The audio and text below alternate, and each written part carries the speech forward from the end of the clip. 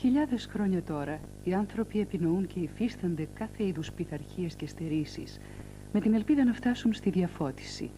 Μια εβδομάδα κατασκήνωσης στο Hampshire δύσκολα παραλληλίζεται με τις μεγάλες θυσίες που συναντιούνται στην ιστορία όλων σχεδόν των θρησκειών.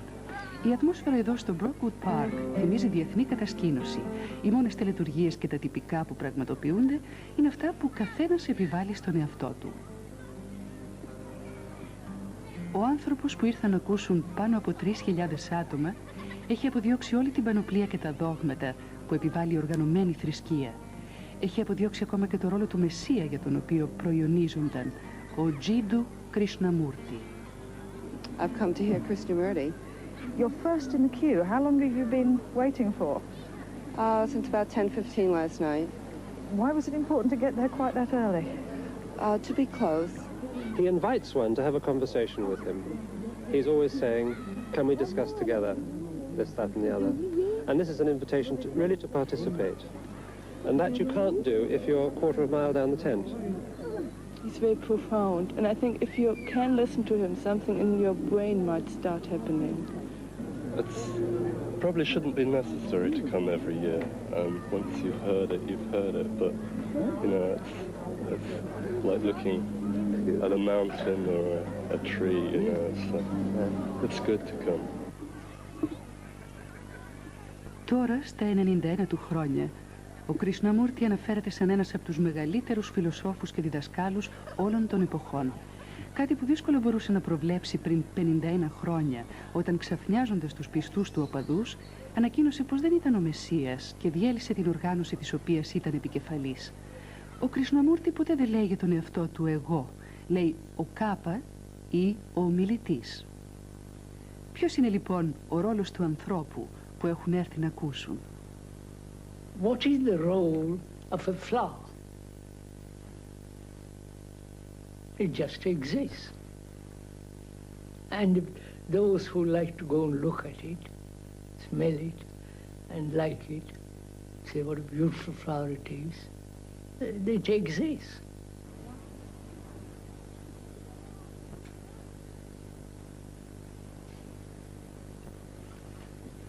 Ο Krishnamurti έχει ένα ήρεμο και συμβατικό παρουσιαστικό, χωρίς καθόλου επισημότητα και στόμφο. Κάθεται στιτό σε μια όρθια σκληρή καρέκλα και μιλάει χωρίς σημειώσεις και προετοιμασία τουλάχιστον μια ώρα. Βλέποντας τη λιγνή και απέρριτη μορφή του, δύσκολα πιστεύει κανείς στην καταπληκτική του ιστορία.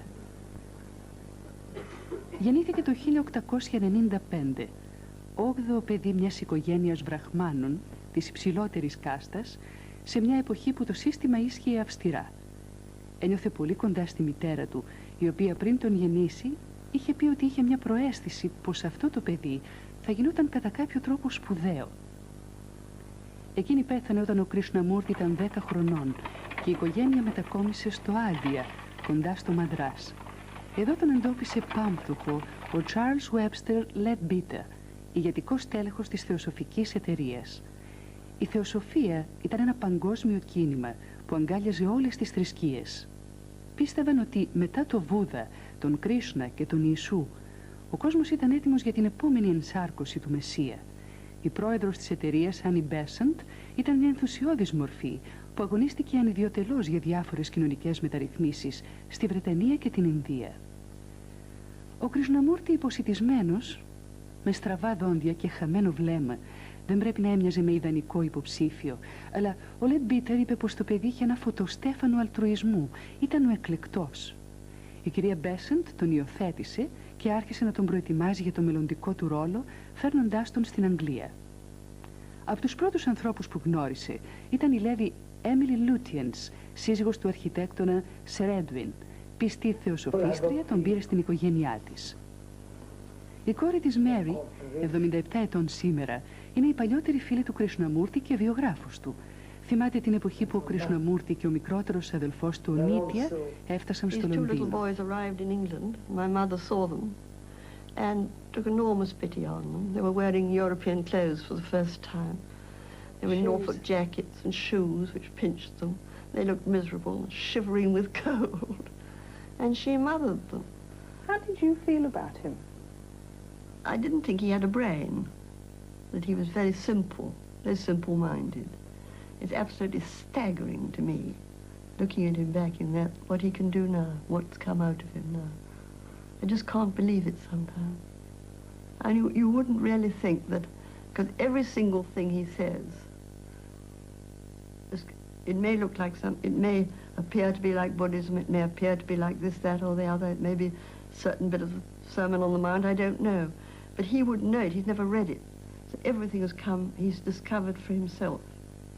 And what amazes me is what he's found in himself from that very vacant,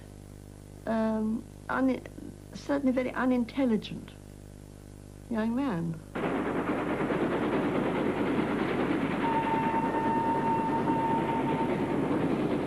Ο Krishnamurti και ο Nitya παρουσιάστηκαν σε ένα πλούσιο και αριστοκρατικό εδουαρδιανό Λονδίνο.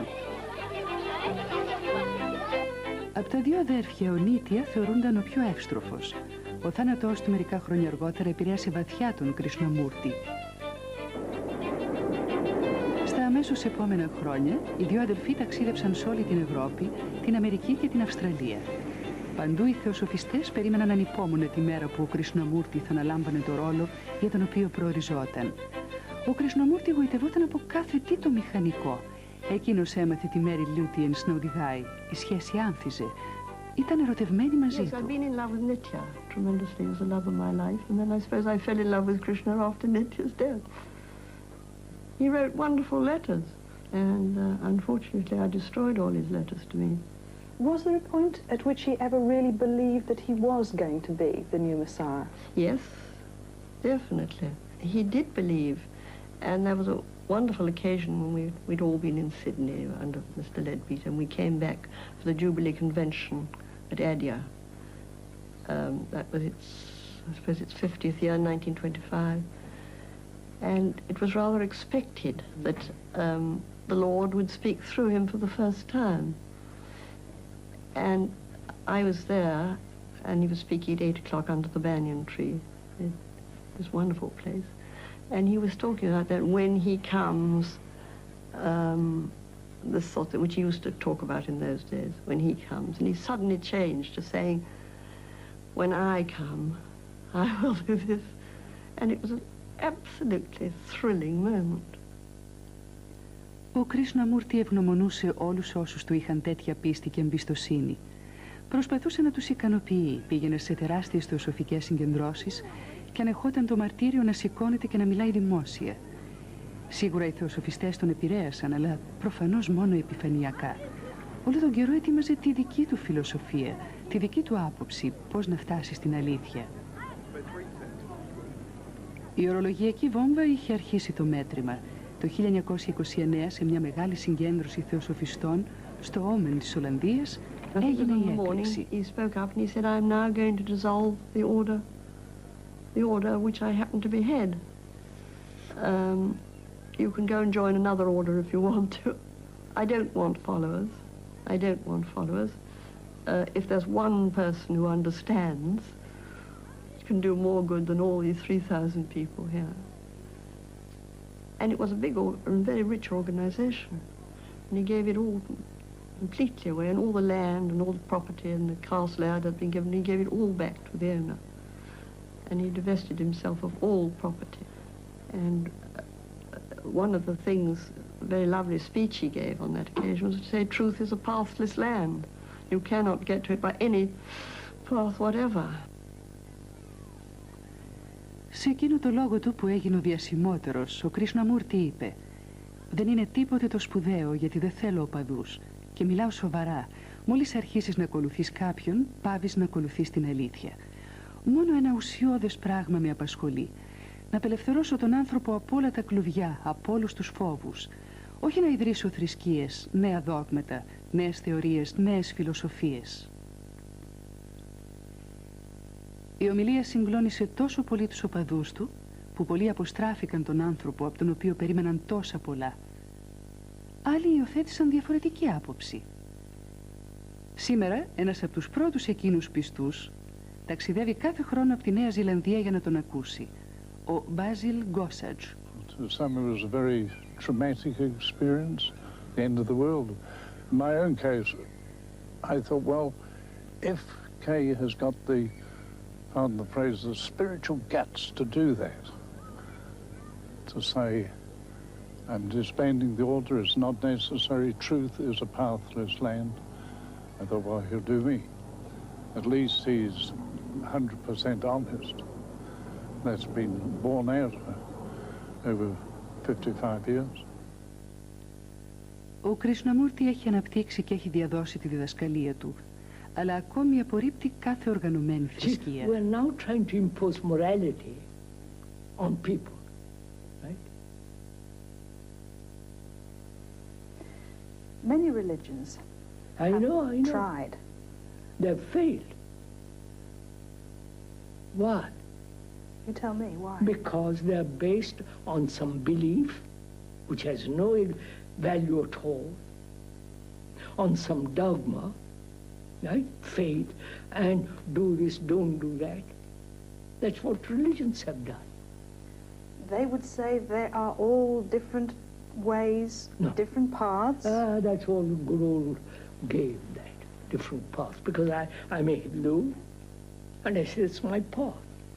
You are a Christian, he says, it's your path. It's nonsense. Path to what? Yes, to God, to truth. As though fixed. God and truth are stationary. Aren't they? Of course, I mean, living thing can't be stationary. I appeal to you. Οι άνθρωποι που έρχονται στις συγκεντρώσεις είναι ένα ετερόκλητο πλήθος από κάθε υπηκότητα, πλούσιοι και φτωχοί. Κανείς δεν τους μετράει ποτέ και μολονότι γίνεται κάποιος έρανος, δεν υπάρχει εισιτήριο. Αν έχουν κάτι κοινό μεταξύ τους, αυτό είναι μάλλον διανοουμενίστικη παρά πνευματική προσέγγιση της ζωής. Αν και ο Krishnamurti διδάσκει πως η πάρα πολλή σκέψη είναι ένα από τα μεγαλύτερα προβλήματα του ανθρώπου.